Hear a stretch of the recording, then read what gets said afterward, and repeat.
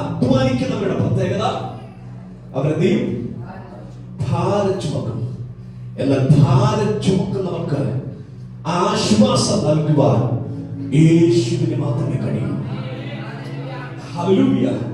യേശുവിന് മാത്രമേ കഴിയൂ. പണ്ടത്തെ വർഷങ്ങൾക്ക്, അനേകം വർഷങ്ങൾക്ക് പുറകിലേക്ക് തിരിഞ്ഞു നോക്കിയാൽ ഈ അധ്വാനിക്കുന്നവർക്ക്, ഭാരം ചുമക്കുന്നവർക്ക് ഇറക്കി വെക്കാൻ വേണ്ടി ചില സ്ഥലങ്ങൾ ക്രമീകരിക്കപ്പെട്ടിരിക്കുന്നത് കാണാൻ കഴിയും. അതിന് പ്രത്യേക പേരുണ്ട്.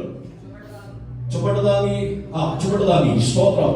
അനേക ഇടങ്ങളിൽ ചില മൈലുകൾക്കപ്പുറം ഇടവിട്ട് ഈ അധ്വാനിക്കുന്നവരുടെ, ഭാരം ചുമക്കുന്നവരുടെ ഭാരം ഒരല്പസമയം ഇറക്കി വെച്ചൊന്ന് ആശ്വസിക്കാൻ വേണ്ടി ചില ചുവടുതാങ്ങികൾ വഴിയോരങ്ങളിൽ പലയിടത്തായി ക്രമീകരിച്ചു വച്ചിട്ടുണ്ട്.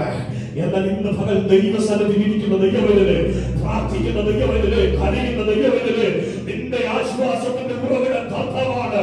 നിന്റെ ആശ്വാസത്തിന്റെ ഉറവിടം കർത്താവാണ്. ഓ, മൈലുകൾക്കപ്പുറമല്ല, നിന്റെ അരികിൽ തന്നെ ആ സാന്നിധ്യമുണ്ട്. എപ്പോ വേണമെങ്കിലും നിന്റെ ഭാരം, നിന്റെ പ്രയാസം, നിന്റെ വേദന അവന്റെ മുമ്പിൽ ഇറക്കി വെക്കാം. നിനക്ക് സ്വസ്ഥമാകാൻ കഴിയും. ഇന്ന് പകൽക്കാലം ആശ്വസിപ്പിക്കാൻ കഴിവുള്ളവർ ഇവിടെ വന്നിട്ടുണ്ട്.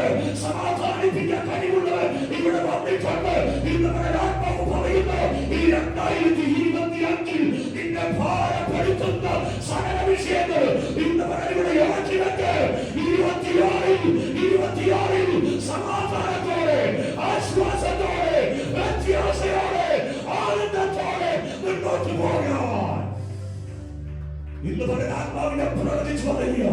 25 വരെ നിന്നിൽ ആശ്വാസമില്ലാത്ത, ആശ്വാസം നഷ്ടപ്പെട്ട ചില വിഷയത്തിനകത്ത് ഈ 26 ഈ കാലെടുത്ത് വെച്ചപ്പോൾ തന്നെ ഹൃദയത്തിനകത്ത് സമാധാനതയിൽ വന്നിട്ടുണ്ട്, ആശ്വാസം വന്നിട്ടുണ്ട്. മുൻപോട്ടുള്ള മണിക്കൂറുകളിൽ അത് ചിലർ അനുഭവിച്ചറിയുന്നുണ്ട്.